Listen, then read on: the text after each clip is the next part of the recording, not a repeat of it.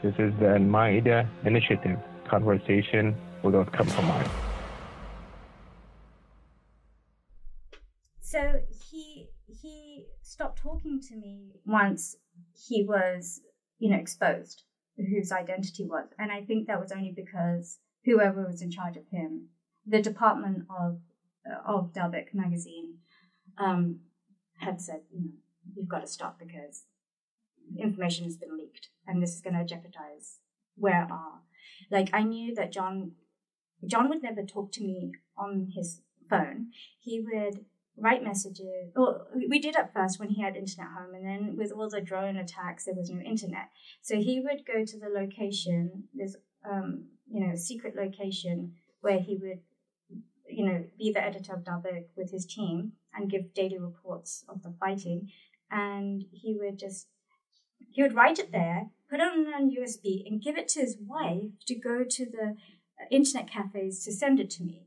And I was like, you piece of chicken shit. You send your wife to the internet cafes where drone strikes hit every single day, but you won't go. Sending your current wife through drone danger to message your ex-wife, to message your children. And to convince me to come back because he still loves me. And, he was so delusional. Thinking, and when I would say, no, wait, I would never go back to you. I would even joke and say things like, okay, if I go back, can I marry your hot German friend? And he would just blush, and his friend would blush, and because his friend would be listening in, and that really is the kind of personality I've always had, But that also made me charming to the brothers. They thought I was cute. And then other women were so shy, and I didn't even I didn't have that in my DNA at that point, So so what happened? So he stopped talking to me, and then just moved on. I had to survive. So one thing that we've kind of talked about to some extent already is this idea of these ISIS brides, and is redemption possible?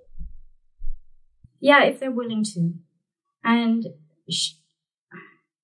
again, it goes back to a human feeling entitled is a human weakness. But I think in countries generally where they have welfare states and where you grow up with heavy socialism, it's kind of ingrained. And so Shamima was she felt very entitled to go back,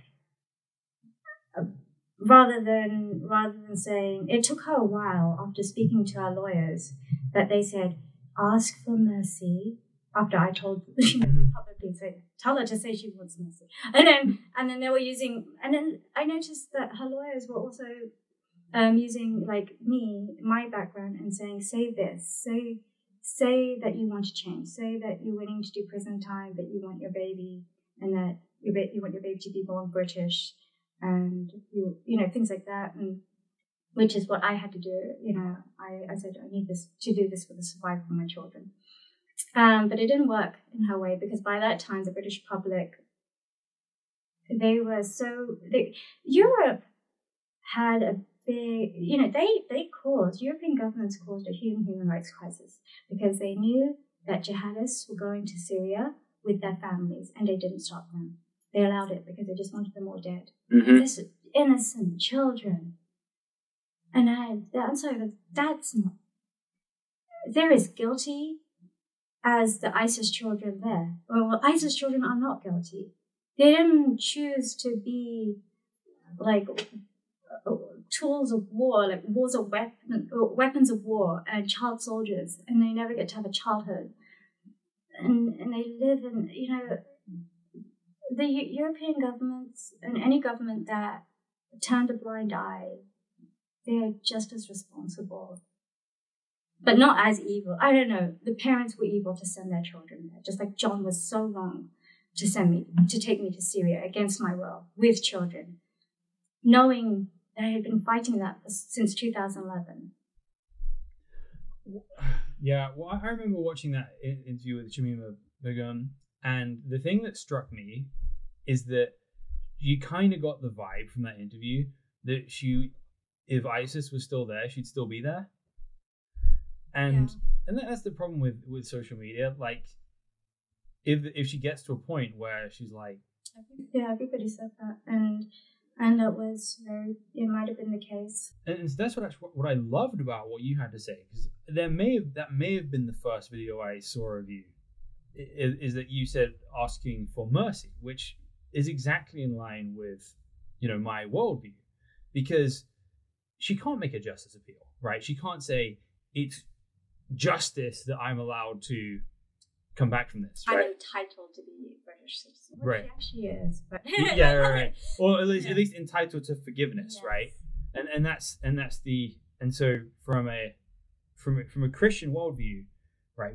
The idea of mercy is, that you kind of have no ground to stand on, and that you actually deserve a sentence, but God grants you mercy, right? If mercy is owed, it's not mercy. No, right? It's generosity and compassion. So what I was saying when I was indirectly saying to Shamima, ask for mercy, what I was saying was actually very blasphemous, because as a practicing Muslim, you can't surrender to non-Muslims. You can't ask anyone for mercy except Allah. So I didn't, but I was like, you want out? You do this, right? I came out with my story believing that I owed the American public an explanation. And I also wanted to thank America. I even thanked Facebook for memes. But also giving me the opportunity to that democratic setting of being able to have a voice, where without social media I had no one to voice other than my husband, who was only aggravated by what I was saying, and other Muslims who were my weakness in faith. So I wanted to tell America that this is a wonderful country, and you stand by your values, because it's what it brought me enlightenment, and it's what so many people in history, in American history, such good values and enlightenment thinking and freedom, which we didn't have, which we didn't come with. We weren't born into, and we're not going to take it for granted either as immigrants. But again, like I said, it wasn't British values that did that for me, and it wasn't like I could thank the British government. Again, they would have not cared.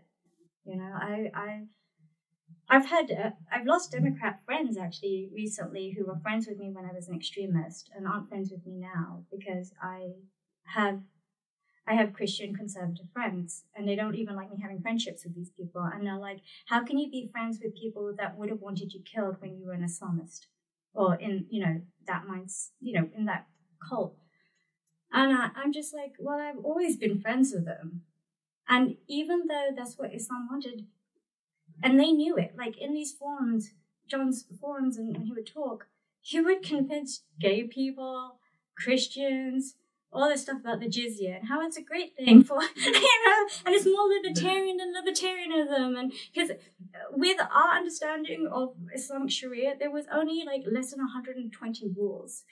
And when you think about a democracy, any democracy around the world, there are so many rules. Think of America, there are millions of rules that are outdated. Just so many. I think the average person breaks 3 laws a day without knowing. That's just too many laws. How is that free?